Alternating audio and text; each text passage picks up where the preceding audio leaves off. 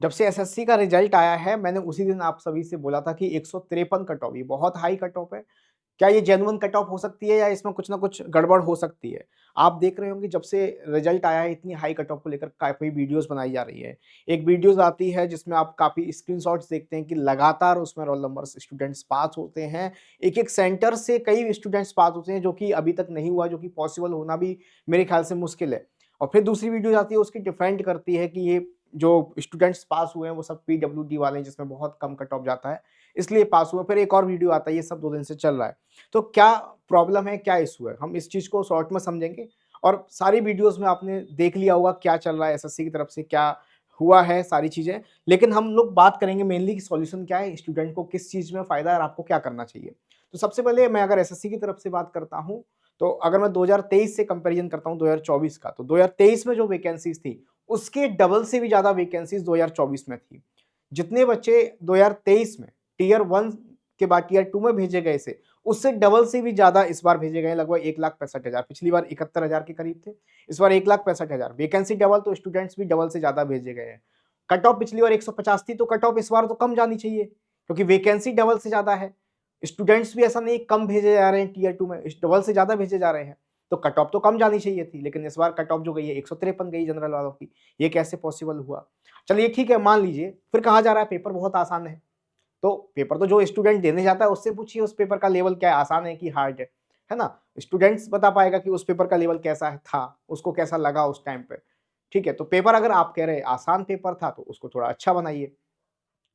उसको थोड़ा ऐसा लेवल बनाइए जिससे स्टूडेंट्स को भी लगे कि हाँ भाई ये है। अगर आप इस पेपर आसान की वजह से ही कट ऑफ इतना हाई जा रहा है, तो उस पेपर को थोड़ा अच्छा बनाइए, एसएससी लेवल का बनाइए उसको। क्योंकि जब एमटीएस का जो 10th लेवल का एग्ज़ाम है, उसका और जो ग्रेजुएट लेवल का एग्ज़ाम है, उसमें कोई फ़र्क ही नहीं रहेगा, तो फिर क्या ही बात का ग्रेजुएट लेवल का एग्ज़ाम हो गया, ठीक है। फिर कहा जा रहा है कि इस बार वैकेंसी काफ़ी अच्छी थी, डबल से ज़्यादा 17,000 प्लस वैकेंसी थी, तो कई स्टूडेंट्स ने, मतलब हर फील्ड के स्टूडेंट्स ने इसमें फॉर्म फिल किया, तो हो सकता है इसकी वजह से कॉम्पिटिशन बढ़ गया और कट ऑफ हाई गई। बिल्कुल सही बात है, ये भी हो सकता है। तो सारी चीज़ों पर चर्चा करेंगे और क्या-क्या कर सकते हैं। देखिए, क्या ये वास्तव में स्कैम है? आपने कई सारी वीडियोज़ देखी होंगी, स्क्रीनशॉट वगैरह देखे होंगे। मैं उस पर बात करके टाइम खराब नहीं करूँगा। तो एक बात ऐसी समझिए जेन्युइन सी कि एक जगह चोरी हुई है और पूछताछ करी जा रही है, तो और आपसे पूछा जा रहा है आपने चोरी की है। अगर आपने चोरी नहीं की है तो आप कहोगे नहीं मैंने चोरी नहीं की, आप बोल जाओगे इस बात को, आप प्रूफ दिखा दोगे देखो मैंने चोरी नहीं की है। दूसरी कंडीशन में दूसरे व्यक्ति से पूछा जा रहा है कि आपने चोरी की है, वो चुपचाप बैठा हुआ है। अरे बताओ भाई चोरी की है, फिर चुपचाप बैठा हुआ है, तो क्या माना जाएगा? चोरी की है। अगर वास्तव में चोरी नहीं की तो उस चीज़ को दिखाइए, सबके सामने लेकर आइए, ट्रांसपेरेंसी रखिए कि हमने चोरी नहीं की है। तो बाकी सारा किसकी तरफ है आप लोग समझ गए होंगे। तो एसएससी को इस पे क्या करना चाहिए? स्टूडेंट्स की क्या डिमांड होनी चाहिए, है ना? वीडियोज़ के कमेंट में जा जाके वीडियोज़ देखने से अच्छा है स्टूडेंट्स की डिमांड, क्योंकि देखो इस चीज़ को ट्रांसपेरेंट करेगा एसएससी और कोई नहीं कर सकता। तो एसएससी से जो स्टूडेंट्स की डिमांड होनी चाहिए, क्या चीज़ें हुई वो आपने सब देख लिया, मैं बता चुका हूँ। आपने कई वीडियोज़ में देख लिया। जो डिमांड एसएससी से होनी चाहिए स्टूडेंट की, और एसएससी को इसके लिए क्या करना चाहिए? सबसे पहले तो एसएससी को एक अपने पैटर्न में सुधार करना चाहिए। क्योंकि इस देश में इतने बड़े स्तर पर इलेक्शन होता है, उसके 8 दिन बाद रिजल्ट आ जाता है, कोई टेंशन नहीं होती। लेकिन अगर आप देखोगे एसएससी का रिजल्ट आया है 2.5 महीने बाद, तो इतना गैप रिजल्ट में क्यों हुआ? पहले तो उस चीज़ को सुधार करना चाहिए। दूसरा एसएससी को सुधार करना चाहिए कि अगर कट ऑफ इतनी हाई गई है ना? इससे कट ऑफ हाई जाने से होता क्या है 150 200 में से 153 नंबर लाना। तो इससे होता क्या है, जो आगे बच्चे जो फ्रेशर है, जो अगले साल के लिए 2025 के लिए तैयारी कर रहे हैं, वो तो उनका मोटिवेशन तो वैसे ही खत्म हो गया। वो तो सोचेंगे यार हमारे लिए तो एग्ज़ाम बना ही नहीं है एसएससी का, हम तो कुछ और देख लेंगे। तो अगर आपको लग रहा था कि इतना कॉम्पिटिशन है, इतना कट ऑफ जा रहा है, तो वो नंबर ऑफ स्टूडेंट टियर 2 के लिए बढ़ा देते। कट ऑफ को लेवल में रखते, 140 145 तक रखते, 150 से नीचे रखते। ये कर सकते थे एसएससी। दूसरा, रिजल्ट का टाइम इतना गैप दिया, उसको थोड़ा कम करना चाहिए। जैसे कि 2.5 महीने का गैप, ये बहुत बड़ा गैप होता है कि ढाई ढाई महीने में तुम रिजल्ट दिखा रहे हो। ऐसा तो है नहीं कि सब्जेक्ट वाइज कॉपी चेक कर रहे हो उसके बाद रिजल्ट दे रहे हो। एआई आ गया आज, इंडिया बहुत आगे बढ़ रहा है इस चीज में, तो इसको थोड़ा को समय को कम करना चाहिए। अरे हफ्ते 10 दिन में रिजल्ट दे दो, कहानी खत्म करो।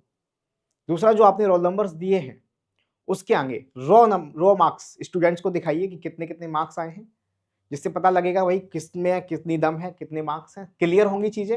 ट्रांसपेरेंसी रखिए, क्या प्रॉब्लम है? स्टूडेंट्स के नंबर है, वो पेपर करके आया, उसको क्लियर मालूम होना चाहिए, है सबको पता होनी चाहिए सबको कि भाई इस बंदे के इतने नंबर आए हैं।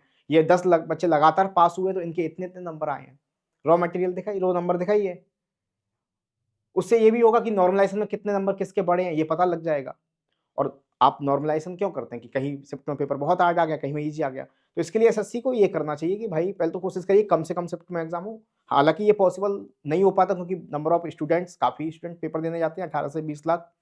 तो इसके लिए ये करिए। और आप देखिए कि इस बार एनालिसिस रुकवा दिया, उसका रीजन क्या था? क्योंकि पहली शिफ्ट में जो बच्चे पेपर देकर आए उनसे एनालिसिस हो रहा था, तो दूसरी शिफ्ट, तीसरी शिफ्ट और अगले दिन वालों को फायदा हो रहा था। अरे तो एसएससी को ये करना चाहिए कि एग्जाम का जो पैटर्न है वो हर बार चेंज होना चाहिए। कि फर्स्ट शिफ्ट में जो क्वेश्चंस आए हैं, जैसे फर्स्ट शिफ्ट में मैथ में कोई क्वेश्चन आया सेक्टर वाला, तो वो हर शिफ्ट में आ रहा है फिर। तो आप एनालिसिस रोक देंगे तो ऑफलाइन कोचिंग्स है, लाइब्रेरी है, पेड क्लासेस, वहां पता नहीं लगेगा क्या स्टूडेंट को। तो एग्जाम पैटर्न को हर शिफ्ट में अलग अलग रखिए। हर एक दिन, मतलब इतने लाख ऑफ क्वेश्चंस हैं, आप एक्सपर्ट से एग्जाम बनवा रहे हैं तो आप नंबर ऑफ क्वेश्चंस इतने नहीं बनवा सकते कि हर शिफ्ट में अलग अलग पेपर आए, अलग अलग क्वेश्चन आए, अलग अलग पैटर्न हो। सेम पैटर्न पर आता जाएगा, इतनी सारी शिफ्ट्स में पेपर होगा तो फिर उससे स्टूडेंट को फायदा होगा, उन स्टूडेंट्स को घाटा होगा जो वास्तव में मेहनत करके पढ़ के गए हैं। तो इस तरह से पैटर्न को हम चेंज कर सकते हैं हर बार। ठीक है, जैसे नॉर्मलाइजेशन में क्लियरेंस आएगा कि भाई वास्तव में क्या हो रहा है इस चीज में। तो रॉ मार्क्स दिखाइए, नॉर्मलाइजेशन में क्लियर करिए और एग्जाम पैटर्न को हर बार चेंज करिए। दूसरा सबसे बड़ी बात कि एक डेट फिक्स कर दीजिए। जैसे कि अगर आपने आज नोटिफिकेशन आया है, प्री का एग्जाम हुआ, उसके बाद प्री से टियर 2 कितना गैप आप दे रहे हैं, उस चीज को क्लियर करिए। कोई कंफर्म ही नहीं है कि कभी 1 महीने का गैप, कभी 2 महीने का गैप। एक फिक्स कर दीजिए कि जैसे ही टियर 1 का रिजल्ट आएगा या टियर 1 होगा उसके 2 महीने बाद टियर 2 होगा, जिससे जो स्टूडेंट टियर 1 देके आए हैं उनको पता है कि भाई 1 हफ्ते बाद हमारा रिजल्ट आ जाएगा, फाइनली हम तैयारी में लग जाएंगे, 2 महीने हमारे पास है, इससे टेंशन ही नहीं रहेगा। तो ऐसा कुछ एसएससी कर सकता है सारी चीजें। आप लोगों को क्या करना चाहिए, एसएससी से क्लियर ही मांगना चाहिए, भाई एसएससी दिखाओ, रो नंबर दिखाओ, हमारे कितने मार्क्स हैं, सारी चीजें क्लियर करिए। और कट ऑफ एसएससी को बैलेंस में रखना चाहिए। मेरा मानना यही कि कट ऑफ बैलेंस में रखना चाहिए, जिससे आगे जो बच्चे पेपर देने वाले हैं 2025 में, उनको ये ना लगे कि ये पेपर हमारे लिए बना ही नहीं है। बच्चे डिमोटिवेट नहीं होने चाहिए, क्योंकि हर एक स्टूडेंट्स का समय बहुत कीमती है। आप देखिए हर एक स्टूडेंट जब एग्जाम की तैयारी करना चाहता है, करने के लिए इसमें एंट्री करता है, एसएससी में खास करके एंट्री करता है। आप जो स्टूडेंट्स कई बार एग्जाम दे चुके हैं और जो स्टूडेंट फ्रेशर है, उसमें क्या फ़र्क है? फ्रेशर्स, आप भी कभी फ्रेशर थे, आप सोचिए जब आप एंट्री करे होंगे, आपके सामने कितने चैलेंजेस आए होंगे। तो आपको आते ही दिख जाए कि भैया इतना कट ऑफ, तो आप तो वैसे ही खत्म, वहीं पर कहानी एसएससी के स्टूडेंट्स की। तो उस चीज़ को एसएससी को सुधार करना चाहिए। तो आप सभी को एसएससी से यही डिमांड करनी है कि जो-जो चीज़ें हैं, जो-जो सॉल्यूशंस हो सकते हैं, सबसे पहला सॉल्यूशन ये है, जो मार्क्स हैं, उनको ट्रांसपेरेंसी रखिए, उनको दिखाइए, सारी चीज़ों को ट्रांसपेरेंसी रखिए, क्लियर करिए। एग्ज़ाम पैटर्न को हर शिफ्ट में अलग-अलग करिए, क्वेश्चंस को अलग-अलग करिए और जो एग्ज़ाम होने के बाद जो रिजल्ट आने की गैप है 2 ढाई महीने का, उसको कम करिए। कुछ चीज़ें ऐसी हो सकती हैं जिससे सॉल्यूशन हो सकता है, बहुत बड़ी बात नहीं है। हाँ, अब स्कैम हुआ है कि नहीं हुआ, ये आप समझदार हैं, क्योंकि आपने देखा होगा कि एक ही सेंटर से इतने सारे स्टूडेंट्स का आना, रोल नंबर, सारी चीज़ें आप देख चुके हैं। तो इसके लिए अब देखो, अब री एग्ज़ाम कराना ये पॉसिबल नहीं है। पॉसिबल क्या है, अब आप देखिए स्टूडेंट्स का टाइम खराब होगा, पैसा बर्बाद होगा और हर एक आप जो बच्चे इस बार प्री क्वालीफाई किए हैं, अब जो बच्चे नहीं भी किए हैं, जब आप एग्ज़ाम देने जाते हो, कितना मेहनत करते हो, कितना इंतज़ार करते हो एग्ज़ाम के लिए और मालूम पड़े आया कि अगले साल फिर से ये एग्ज़ाम देना है, मुझे 2 महीने बाद फिर से एग्ज़ाम देना है, जो इस बार दिया मेहनत खराब हो गई, ये नहीं चाहिए। सॉल्यूशन चाहिए इस बार। तो आपको एसएससी से सॉल्यूशन माँगना है, जो सॉल्यूशन बताएँ वो माँगना है। एसएससी के जितने भी मेल आईडीज़ वगैरह हैं, एसएससी की वेबसाइट पर वहाँ जाके मेल करना है आपको। सॉल्यूशन चाहिए, री एग्ज़ाम नहीं चाहिए आप सभी को।